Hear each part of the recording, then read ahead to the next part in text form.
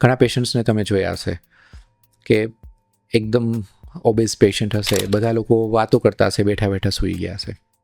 Day time સ્લીપીનેસ કહેવાય એને. સો આ પેશન્ટ્સ છે એને ઓબ્સ્ટ્રક્ટિવ સ્લીપ એપનિયા કહેવાય.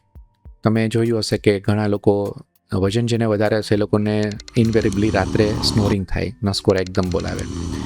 એ સૂતા હશે ત્યારે ચકતા સૂઈ નહીં શકે, કારણ કે પેટનું વજન છાતી ઉપર આવશે, શ્વાસ પૂરો લેવાશે નહીં. એટલે કમ્ફર્ટેબલ થવા માટે ડાબા પડખે, જમણા પડખે અથવા ઊંધા સૂઈ જશે. આના ઉપરાંત રાત્રે જ્યારે સૂવે ત્યારે મસલ્સ આપણે રિલેક્સ થઈ જઈએ.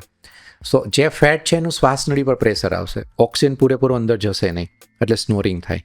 અવાજ આપણને એ મળે છે. રીઝન છે એ પ્રેશર છે, વિન્ડ પાઇપ ઉપર પ્રેશર આવે છે, ઘર્ષણ સાથે ઓક્સિજન હવા અંદર જાય છે, એ સ્નોરિંગ છે. તમારી જીભ એટલી જાડી થઈ ગઈ હોય, શ્વાસ નળી પર પ્રેશર કરે. સો બેઝિકલી એ જે એરિયા છે નાનો થઈ જાય અને એને કારણે અવાજ આવે. એ થવાને કારણે ઓક્સિજનની જરૂરિયાત જેટલી પણ રાત્રે હોય છે ઓછી થઈ જાય છે. સો ઓક્સિજન શરીરમાં ઓછો થઈ ગયો, કાર્બન ડાયોક્સાઇડ બિલ્ટઅપ થાય છે. પણ આપણે નોર્મલ જે લોકોનું વેઇટ હશે એ લોકોને રાત્રે 3 થી 5 વાર શ્વાસ બંધ થાય, એપનિયા, જે નોર્મલ છે. આ પ્રકારના પેશન્ટ્સને 15 વાર 30 વાર એટલી બધી વાર એ લોકોને રાત્રે એપનિયા એટલે કે શ્વાસ બંધ થઈ જવો, જેને આપણે સ્લીપ એપનિયા કહીએ છીએ, સૂતા શ્વાસ બંધ થઈ જવો, એ ડિસીઝ થઈ જાય છે.